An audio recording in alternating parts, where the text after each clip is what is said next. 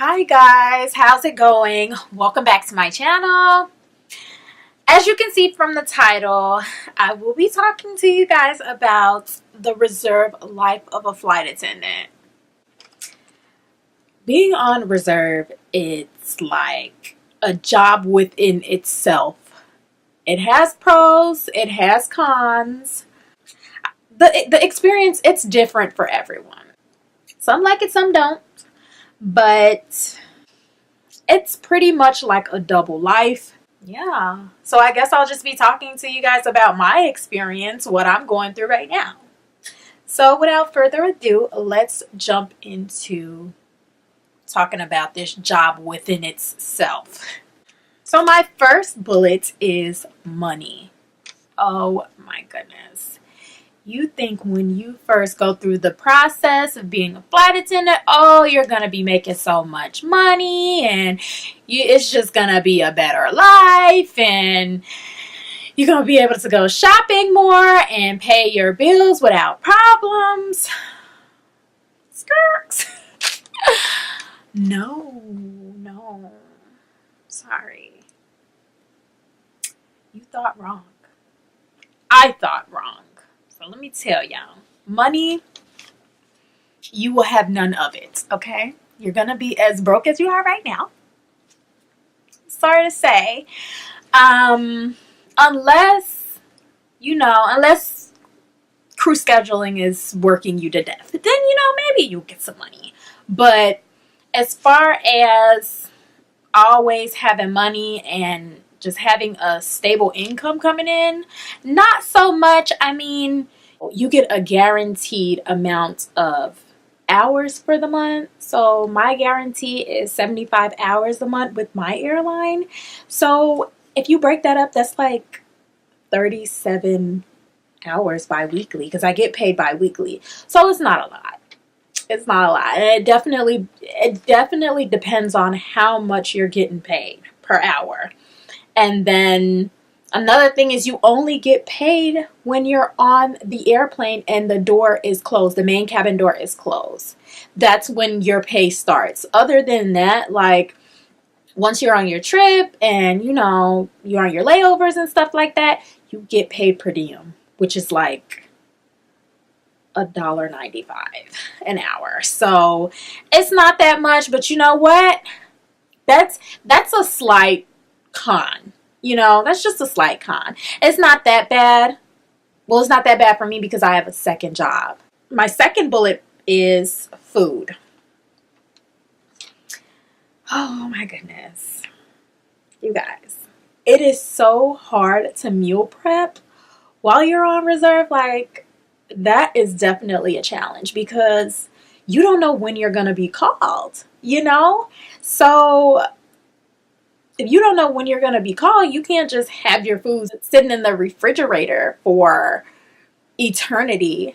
So that could be tricky. And sometimes you don't know what to pack. Like if I have a trip that I am going out of the country and I have to go through customs, some of that food I won't be able to bring back into the US and bring into the country that I'm going to. So that could be tricky. I mean, traveling inside my country, it's not a problem because you can bring whatever you want to eat, So that could be a headache sometimes. It really can.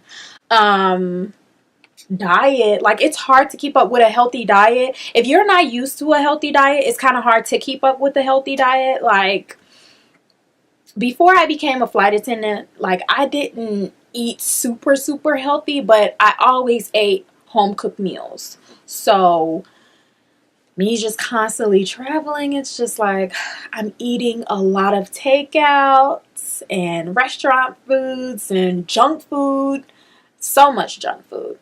And guys, I gained like 10 pounds since I've started. This is going on like my 6th month right now. So 10 pounds. Thank God I got a trainer and I'm back in the gym. Woo-woo. So I lost 5 pounds and I'm still trying to lose the last 5. But once you've been on reserve for a few months, like, you tend to get the hang of it, and you start to choose healthier meals. So my next bullet is living arrangement. Commute versus move. Those are the two. Commute, move to your base. I chose to live in my base, like move to my base. Thank God, you know, I'm from Chicago. My base is Chicago base. So that helps a lot, because I don't have to worry about finding a crash pad, commuting back and forth to see my family or anything like that. I'm at home, So I would prefer that. Some of my coworkers are not so lucky and they have to commute, and it could be a struggle because it depends on where you are, like weather can be an issue. The airline that you're trying to ride back on to your base might not have a seat available for you to get on and get back to base, or weather can play a part in it. Oh my gosh. In the wintertime, cancel flights and stuff like that. So that could be a problem. Just spending that entire day commuting home, preparing to commute home, preparing to commute back to base, doing it back and forth, because sometimes you only get like 1 or 2 days, if you're lucky, in between reserve periods, like reserve blocks. So that could be a hassle, because when you go home, you want to be there for a couple days. You miss home, you miss your family and friends and stuff like that. So living arrangement can be a challenge for some flight attendants. My next bullet point will be talking about crew scheduling. Crew scheduling. I like to think of them as having a hit or miss list. They either, call you a lot and you do a lot of flying, like on all your reserve blocks, you always get called to do a trip. That's how it was when I first started out. I felt like I never had a break. They'd call me back to back. Another thing is, like, they can sometimes forget about you and you don't get called for trips. You can go 2-3 blocks without getting called for a trip, and it's just like you're just depending on your guaranteed 75 hours a month at that point. I don't mind getting called. If they call me, if crew scheduling calls me like a day in advance or like 5 hours in advance, okay, that's cool. I have enough time to get ready and, mentally, physically, emotionally prep myself for this trip. And I get to, get into my ready reserve mode. So, but when they don't give me enough time, 2-hour call outs. It's a challenge, because you have to drop everything you're doing, whatever. Anytime crew scheduling calls you, anytime at all, period, you have to drop whatever you're doing, okay? Get ready and head to the airport. If you miss the call from crew scheduling, there's a 15-minute grace period that you have to return their call, or you get unavailable, and that's points. Okay, so we don't want that. My next bullet will be flying. Yay, flying. With flying, the pros of flying is you get to fly with some awesome crewmates. Okay, I haven't had a bad crew yet, so thank God for that. Some cons with flying. You sometimes got to deal with delays, mechanicals, not being pay protected because you're on reserve and you're still on probation, so you don't get the benefit of being pay protected. You just get paid per diem.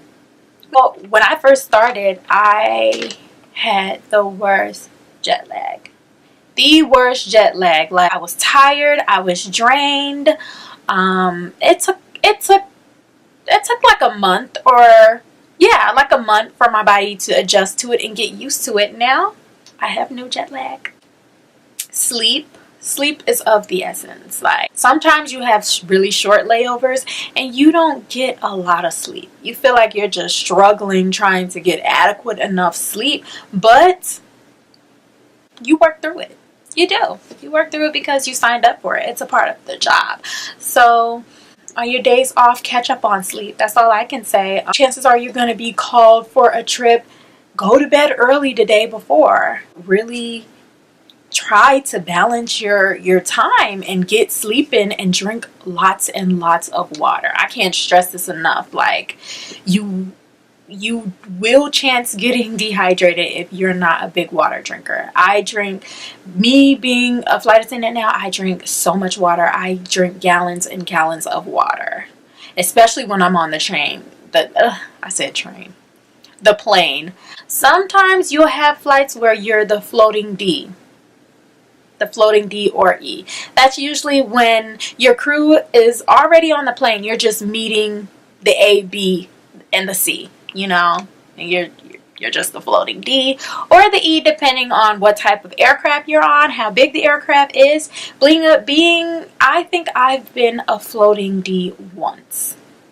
Just one time where I had to fly with 5 different crews. Okay, it was a lot. It was a lot at first because I was new. I was just starting off, so I didn't know where the shuttle bus picks up or anything like that. So, but I adjusted and I got used to it, and I don't mind being the floating D. But you do have to find stuff to like occupy your time when you're on your layovers, because it's just you there. So, yeah, to each his own. My next bullet is family and relationships. Okay, being away from home can be tough sometimes. I'm not gonna say it's a walk in the park, because when I first started off, I was missing my family and my boyfriend like crazy. I just felt like I was being overworked. I was always gone, and it was a lot on me, and I was starting to get a little sad and lonely because I was missing my boo. But I've been working for 6 months now, and it's just like, I'm home now. I'm doing this video, I'm home now. So it's just like, you adjust to it. Everything you adjust to, like, it's horrible. It was horrible for me when I first started off. Horrible. But I got the hang of it. I adjusted to it, and I'm loving it. Like, I love it. It's a rewarding job. I do. At first, it was hard on my boyfriend because he felt like I was always gone, and we didn't spend enough time together. And every time we go out, I'd have to bring my uniform and stuff like that, and my luggage and everything, just in case I get a call from crew scheduling, so I can just head straight to the airport. So, always being paranoid that if I go too far, will they call me? Will I have enough time to get to the airport? So that was a struggle. And I on my layovers, that's all I do is talk to my family and my boyfriend, and just keep myself occupied, because it can get lonely living out of a hotel. Like, it really can. Like, you get there and, what do? You watch some TV and you go to sleep, or you order room service, or you go downstairs to the restaurant and you get some food, you eat it, you come back upstairs and you sleep. My next bullet is benefits. The benefits of just getting up and going wherever you please on a plane. because you get that benefit. It's nice to have, like, you want to go to California for a day trip, go to California. If you want to go to New York for a day trip, go to New York. If you want to, have a drink in Miami, have a drink in Miami. It's nice. It's nice. If you want to go travel outside the country, do that. If you have a country that's been on your bucket list that you want to see, do that. You get companions to fly with. Non-revving, that means you don't have to pay, or it's like a discounted fare. So if you do have to pay, it won't be as expensive as the full amount of the tickets. You truly meet amazing friends and co-workers and just people in general from all walks of life working as a flight attendant, and you get to see so many different things. Like, it's so much to take in sometimes, but it's a blessing. It's really a beautiful job. So that's all for this video. Don't forget to like, comment, and subscribe. Also follow me on social media, you guys.